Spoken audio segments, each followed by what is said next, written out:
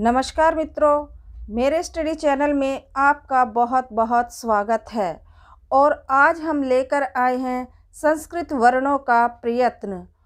और संस्कृत वर्णों के प्रयत्न में भी आज हम आभ्यंतर प्रयत्न पर चर्चा करेंगे कि प्रयत्न किसे कहते हैं, प्रयत्न कितने प्रकार के होते हैं। इन्हीं सभी बातों पर आज हम चर्चा करने वाले हैं। तो चलिए शुरू करते हैं बिना देर लगाए। संस्कृत वर्णों का प्रयत्न। प्रयत्न किसे कहते हैं? किसी भी वर्ण को बोलने अथवा उच्चारित करने में किया गया प्रयास ही प्रयत्न है। तो यहाँ पर उपचारित नहीं, उच्चारित, ये मिस्टेक हो गई है। यहाँ पर उपचारित नहीं, उच्चारित होगा। तो सबसे पहले तो हम यही जानते हैं कि प्रयत्न होता क्या है। प्रयत्न किसे कहते हैं? किसी भी वर्ण को बोलने अथवा उच्चारित करने में किया गया प्रयास ही प्रयत्न है। अब देखिए, जैसे हम किसी भी कार्य को करने के लिए जो कोशिश करते हैं, यत्न करते हैं, वही उस कार्य के लिए किया गया प्रयत्न अर्थात प्रयास होता है। उसी तरह से वर्णों के बारे में भी है। जब हम किसी भी वर्ण को बोलने के लिए प्रयास करते हैं तो वही प्रयत्न होता है।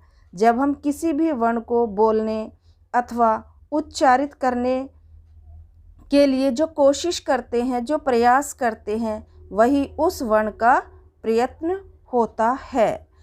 अब प्रयत्न जो हैं, कुछ तो मुख के अंदर से किए जाते हैं और कुछ मुख के बाहर से किए जाते हैं। ये दोनों ही प्रयत्न होते हैं। मुख के अंदर से हम जो उच्चारित करते हैं वर्ण, वह भी प्रयत्न होता है, और मुख के बाहर से जो हम वर्ण उच्चारित करते हैं, वह भी प्रयत्न होता है। तो अब हमने जान लिया कि प्रयत्न किसे कहते हैं। किसी भी वर्ण को बोलने अथवा उच्चारित करने में किया गया प्रयास ही प्रयत्न है। प्रयत्न कितने प्रकार के होते हैं? प्रयत्न कितने प्रकार के होते हैं? प्रयत्न दो प्रकार के होते हैं। प्रयत्न दो प्रकार के होते हैं, आभ्यंतर प्रयत्न और बाह्य प्रयत्न। प्रयत्न दो प्रकार के होते हैं, आभ्यंतर प्रयत्न और बाह्य प्रयत्न। इसको इस तरह से समझिए। प्रयत्न दो प्रकार के होते हैं, आभ्यंतर प्रयत्न और बाह्य प्रयत्न। आभ्यंतर प्रयत्न के 5 प्रकार होते हैं, अर्थात 5 भेद होते हैं, और बाह्य प्रयत्न के 11 भेद होते हैं। बाह्य प्रयत्न के 11 भेद होते हैं। तो प्रयत्न की जो संख्या होती है वह 2 होती है, आभ्यंतर प्रयत्न और बाह्य प्रयत्न। आभ्यंतर प्रयत्न के 5 प्रकार होते हैं और बाह्य प्रयत्न जो होता है यह 11 प्रकार का होता है। और आज हम केवल आभ्यंतर प्रयत्न के बारे में चर्चा करेंगे। नेक्स्ट क्वेश्चन, आभ्यंतर प्रयत्न किसे कहते हैं? आभ्यंतर प्रयत्न किसे कहते हैं? मुख के अंदर किसी वर्ण को बोलने के लिए जो प्रयास किया जाता है उसे आभ्यंतर प्रयत्न कहते हैं। अब देखिए, जो मुख के अंदर, आभ्यंतर अर्थात अंदर, आभ्यंतर जो मुख के अंदर किसी वर्ण को बोलने के लिए हम प्रयास करते हैं या किसी वर्ण को बोलने के लिए हम जब कोशिश करते हैं तो वह उस वर्ण का आभ्यंतर प्रयत्न कहलाता है। आभ्यंतर प्रयत्न किसे कहते हैं? तो आभ्यंतर प्रयत्न हम उसी को कहते हैं जो हम मुख के अंदर से किसी वर्ण को बोलने की कोशिश करते हैं, वही उस वर्ण का आभ्यंतर प्रयत्न कहलाता है। तो मुख के अंदर किसी वर्ण को बोलने के लिए जो प्रयास किया जाता है उसे आभ्यंतर प्रयत्न कहते हैं। जिन वर्णों का आभ्यंतर प्रयत्न व उच्चारण स्थान समान होता है वे वर्ण ही आपस में सवर्णी होते हैं। अब यहाँ पर ये बात जानने योग्य है कि जिन वर्णों का आभ्यंतर प्रयत्न व उच्चारण स्थान समान होता है वे वर्ण आपस में सवर्णी होते हैं। इसको इस तरह से समझिए, जैसे स्वर है हमारे क्या, ए और आ, और उच्चारण स्थान है इनका कंठ, और इनका जो है आभ्यंतर प्रयत्न क्या है, विवृत। इनका आभ्यंतर प्रयत्न विवृत है। तो इस तरह से ये आभ्यंतर प्रयत्न इनका विवृत है, तो ये क्या हो गए, सवर्णी हो गए हैं आपस में, ए आ। और इसी तरह से इधर व्यंजनों को ले लीजिए, जैसे व्यंजन है हमारे क, ख, ग, घ और अंगा। इन सभी का उच्चारण स्थान भी क्या है, कंठ है। इन सभी का उच्चारण भी कंठ है। और आभ्यंतर प्रयत्न इनका होगा स्पृष्ट। इनका आभ्यंतर प्रयत्न स्पृष्ट होगा। तो देखिए, इनका आभ्यंतर प्रयत्न और उच्चारण स्थान समान होने के कारण ये आपस में सवर्णी है। नेक्स्ट क्वेश्चन,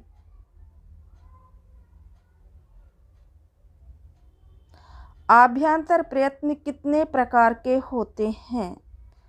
तो आभ्यंतर प्रयत्न हमारे कितने प्रकार के होते हैं? आभ्यंतर प्रयत्न 5 प्रकार के होते हैं। आभ्यंतर प्रयत्न 5 प्रकार के होते हैं और इनमें पहला प्रकार है स्पृष्ट अथवा स्पृष्ट। आभ्यंतर प्रयत्न हमारे 5 प्रकार के होते हैं, स्पृष्ट अथवा स्पर्श। ये हमारा आभ्यंतर प्रयत्न का पहला भेद है। और स्पृश अथवा स्पर्श व्यंजन जो हैं हमारे 25 होते हैं, का से लेकर मा तक। कादयो मा अवसाना, कादयो मा अवसाना, अर्थात का से मा तक के व्यंजन स्पर्श व्यंजन या स्पर्श वर्ण कहलाते हैं। और इनका जो प्रयत्न होता है वह स्पृष्ट प्रयत्न होता है। और स्पृश का अर्थ ही होता है छूना, अर्थात टच करना। ये जो हमारे स्पृष्ट वर्ण हैं ये एक दूसरे को छूते हैं, टच करते हैं, तभी इनका नाम स्पृष्ट अथवा स्पृष्ट व्यंजन है। और इनका प्रयत्न कैसा होता है? आभ्यंतर प्रयत्न होता है। और स्पृष्ट वर्णों में हमारे आते हैं कवर्ग, चवर्ग, टवर्ग, तवर्ग, पवर्ग, ये सभी वर्ग आते हैं। और इनके उच्चारण स्थान भी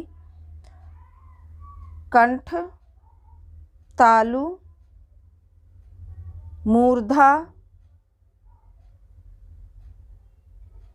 दंत और ओष्ठ हैं। और ये 25 होते हैं। प्रत्येक वर्ग में जो हैं 5 वर्ण होते हैं और 5 ही वर्ग हैं, तो टोटल हो गए हमारे 25। प्रत्येक वर्ग में 5 वर्ण होते हैं। तो हमारा आभ्यंतर प्रयत्न का पहला प्रकार है स्पृष्ट अथवा स्पर्श। नेक्स्ट क्वेश्चन, ईषद स्पृष्ट हैं। ईषद स्पृष्ट हैं अंतस्थ यावाराला यण प्रत्याहार में आते हैं। तो ईषद स्पृष्ट हैं हमारे अंतस्थ वर्ण और यण प्रत्याहार में आते हैं। ईषद स्पृष्ट आभ्यंतर प्रयत्न का दूसरा प्रकार है और इसमें हमारे अंतस्थ वर्ण आते हैं या व राला, और ये या व राला यण प्रत्याहार में आते हैं। इसमें यण प्रत्याहार के वर्ण अर्थात ये 4 अंतस्थ वर्ण आते हैं। ये 4 अंतस्थ वर्ण हैं हमारे या व राला, और ये यण प्रत्याहार के अंतर्गत आते हैं।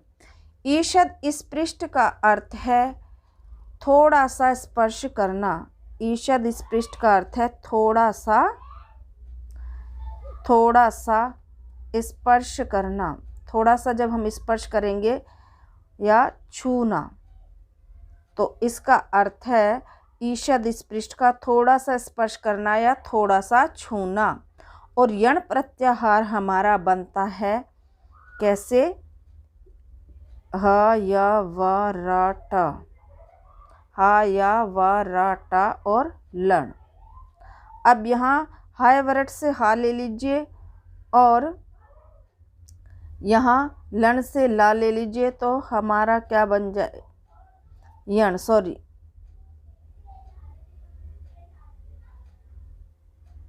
हा या वरट से या ले लीजिए और लन से ला ले लीजिए, तो यह हमारा लन से अणा ले लीजिए तो हमारा बन जाएगा यण प्रत्याहार।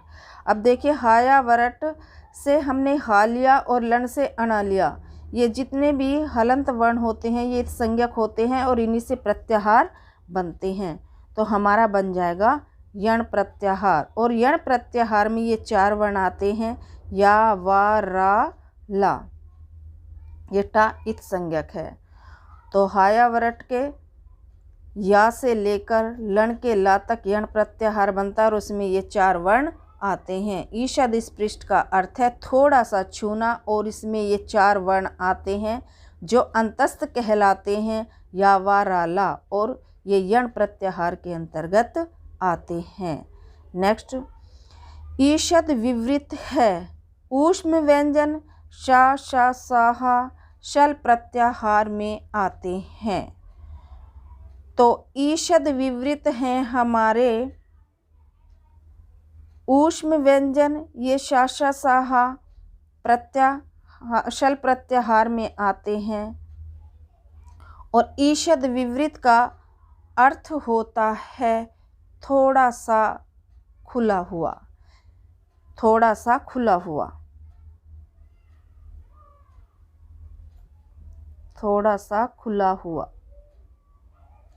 ईषद विवृत का अर्थ है थोड़ा सा खुला हुआ, और इसमें शल प्रत्याहार के वर्ण आते हैं और ये ऊष्म व्यंजन कहलाते हैं। शा शा सा हा, ये ऊष्म व्यंजन कहलाते हैं। और ये शल प्रत्याहार में आते हैं। अब ये शल प्रत्याहार कैसे बनता है देख लीजिए। शा शा सर और इधर हल, तो यहाँ से हम लेंगे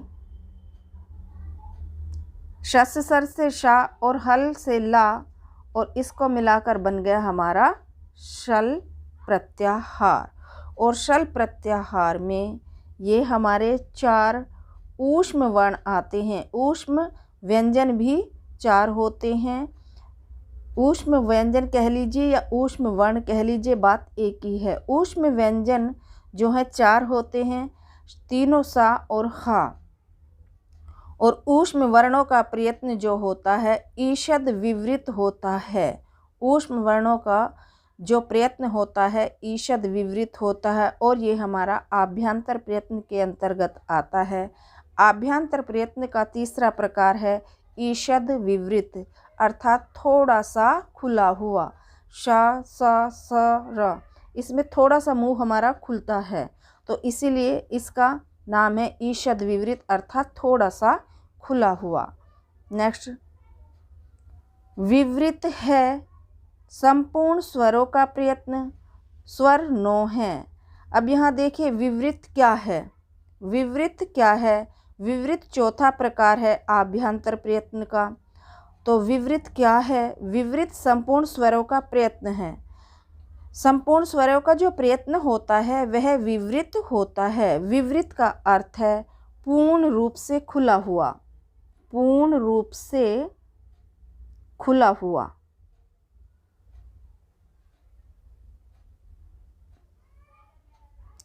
और स्वर हमारे 9 होते हैं। ए, ई, उ, री, लिरी, ए, ओ, आई, औ। ये स्वर अच प्रत्याहार में आते हैं। ये स्वर जो हैं हमारे अच प्रत्याहार में आते हैं। और अच प्रत्याहार कहाँ से कहाँ तक बनता है देख लीजिए। अ, ई, उ, आ, ई, ऊ, ना। यहाँ से आ ले लीजिए। और जो हमारे 4 प्रत्याहारों में जो है स्वर आते हैं, ए औच से चा ले लीजिए। ए औच से चा ले लीजिए तो हमारा बन जाएगा अच प्रत्याहार। और अच प्रत्याहार में ये सारे स्वर आते हैं और स्वर हमारे 9 होते हैं। तो विवृत का अर्थ हुआ पूर्ण रूप से खुला हुआ। और संपूर्ण स्वरों का प्रयत्न विवृत प्रयत्न होता है और ये स्वरों का होता है। सभी स्वरों का जो प्रयत्न होगा ये विवृत प्रयत्न होगा। और इसमें सभी स्वर आते हैं। स्वरों को अच भी कहते हैं। और विवृत जो है हमारा चौथे प्रकार का आभ्यंतर प्रयत्न है। आभ्यंतर प्रयत्न 5 प्रकार के हैं, जिसमें से 4 हमने पढ़ लिए हैं। और अब है 5वां प्रकार आभ्यंतर प्रयत्न का संवृत। 5वां प्रकार है संवृत। संवृत है स्वरों का प्रयत्न, ह्रस्व आ संवृत है। तो जो हमारा संवृत होता है ये जो है स्वरों का होता है और ह्रस्व आ जो है वो संवृत है। ह्रस्व आ हमारा संवृत है। इसको इस तरह से आप समझिए। संवृत जो है ह्रस्व आ का केवल 3 अवस्थाओं में ही होता है। संवृत जो है संवृत ह्रस्व आ का केवल 3 अवस्थाओं में ही आभ्यंतर प्रयत्न होता है। केवल 3 अवस्थाओं में ही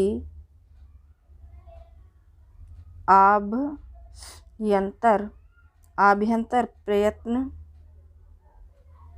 संवृत होता है। संवृत होता है। संवृत ह्रस्व आ का केवल 3 अवस्थाओं में ही आभ्यंतर प्रयत्न होता है।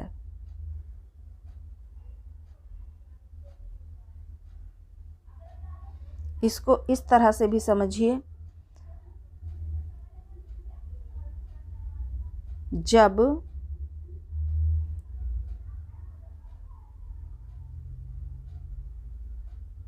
ह्रस्व आ साध्यावस्था में रहता है, ह्रस्व आ साध्यावस्था में रहता है। जैसे राम, ह्रस्व आ है इसमें। जैसे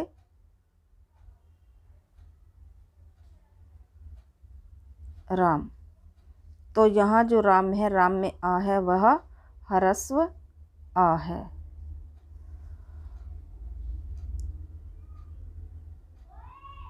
एक तरह तो ये हमने अभी आपको बताया कि केवल 3 अवस्थाओं में ही आभ्यंतर प्रयत्न संवृत होता है ह्रस्व आ का। तो पहली अवस्था है जब ह्रस्व आ साध्यावस्था में रहता है, जैसे राम। और दूसरी अवस्था कौन सी होगी?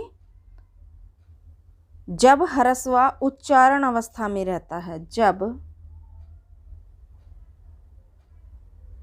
ह्रस्व आ उच्चारण अवस्था में रहता है,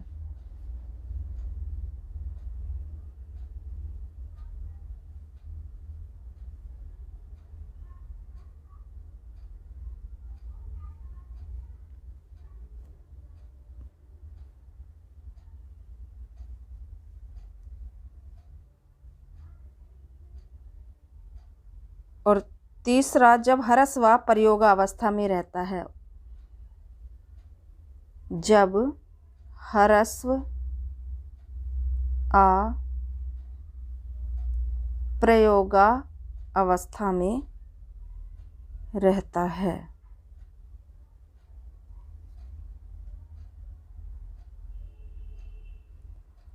तो संवृत क्या है? संवृत जो है ह्रस्व आ का होता है, ह्रस्व आ का प्रयत्न जो होता है वो संवृत होता है। ह्रस्व आ केवल 3 अवस्थाओं में ही आभ्यंतर प्रयत्न होता है। ह्रस्व आ का जो है केवल 3 अवस्थाओं में आभ्यंतर प्रयत्न संवृत होता है। जब ह्रस्व आ साध्यावस्था में रहता है, जब ह्रस्व आ उच्चारण अवस्था में रहता है और जब ह्रस्व आ प्रयोगावस्था में रहता है तो उसका प्रयत्न संवृत होता है। तो ये हमारे 5 प्रकार थे आभ्यंतर प्रयत्न के। आभ्यंतर प्रयत्न के भेद जो हैं वो 5 हैं। अब थोड़ा सा इसको मैं क्वेश्चन के थ्रू आपको बता देती हूँ कि क्वेश्चन किस किस तरह के बन सकते हैं, कौन कौन से प्रश्न बन सकते हैं। जैसे जब ह्रस्व आ साध्या अवस्था में रहता है तो उसका आभ्यंतर प्रयत्न कैसा होता है? संवृत होता है। अभी तीनों अवस्थाएं मैंने आपको समझाई हैं। जब ह्रस्व आ साध्या अवस्था में रहता है तो उसका आभ्यंतर प्रयत्न संवृत होता है।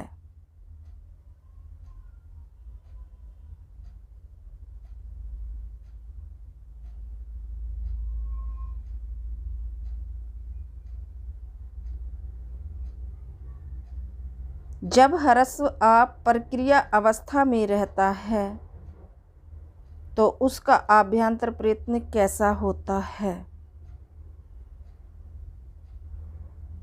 जब ह्रस्व आ प्रक्रिया अवस्था में रहता है तो उसका आभ्यंतर प्रयत्न कैसा होता है? जब ह्रस्व आ प्रक्रिया अवस्था अर्थात सिद्धि प्रक्रिया में रहता है तो उसका प्रयत्न जो है वो विवृत होता है।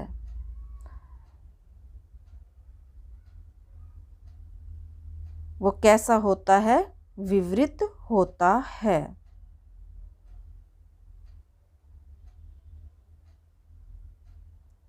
जब साध्या अवस्था में रहता है तो संवृत होता है और उच्चारण अवस्था में रहता है तो संवृत होता है, प्रयोगावस्था में रहता है तो संवृत होता है। लेकिन जब ह्रस्व आ प्रक्रिया अर्थात सिद्धि प्रक्रिया में रहता है तो उसका आभ्यंतर प्रयत्न विवृत होता है।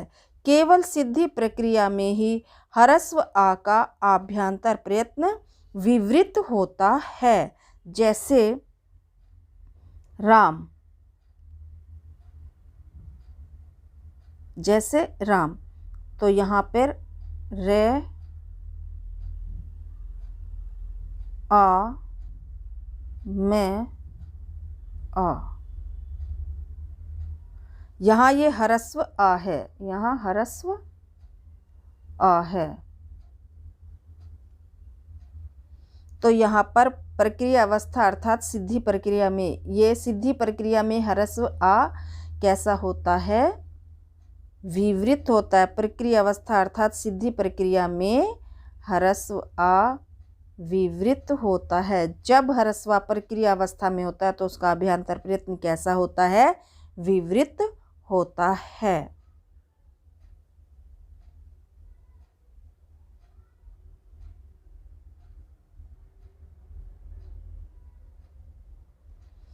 इसी तरह से देखिए, प्रश्न इस तरह से भी बन सकता है कि आभ्यंतर प्रयत्नों की संख्या कितनी है। आभ्यंतर प्रयत्नों की संख्या कितनी है, हमने अभी आपको सारा पढ़ा भी दिया है। तो आभ्यंतर प्रयत्नों की संख्या कितनी है, अभी हमने पढ़ा 5 है। आभ्यंतर प्रयत्नों की संख्या कितनी है, 5 है। आभ्यंतर प्रयत्न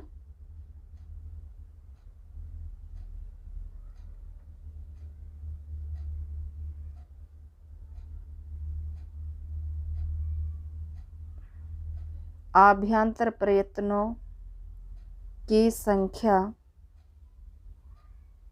कितनी है, 5 है। स्पर्श व्यंजन कितने हैं, 25 हैं। कहाँ से कहाँ तक, का से मा तक। कादयो मावसानः स्पर्शः। और इसी तरह से हमने जान लिया कि प्रश्न जो हैं इस तरह से भी आ सकते हैं। अब ये भी पूछा जा सकता है कि स्वरों का प्रयत्न कैसा होता है, तो स्वरों का प्रयत्न विवृत होता है। और ह्रस्व आ का प्रयत्न कैसा होता है, संवृत होता है। तो मित्रों, ये थी हमारी आज की कक्षा। आपको कैसी लगी? यदि आपको कक्षा अच्छी लगी हो तो आप इस वीडियो को लाइक और शेयर कर दीजिएगा तथा सब्सक्राइब भी कर दीजिएगा, ताकि आने वाली वीडियोज़ की नोटिफिकेशन आपको मिलती रही। अपना ध्यान रखिएगा, क्योंकि अभी भी हमारे देश से कोरोना है जो गया नहीं है। हालत अभी भी गंभीर बनी हुई है। तो टेक केयर, बाय बाय। मिलते हैं नेक्स्ट वीडियो में।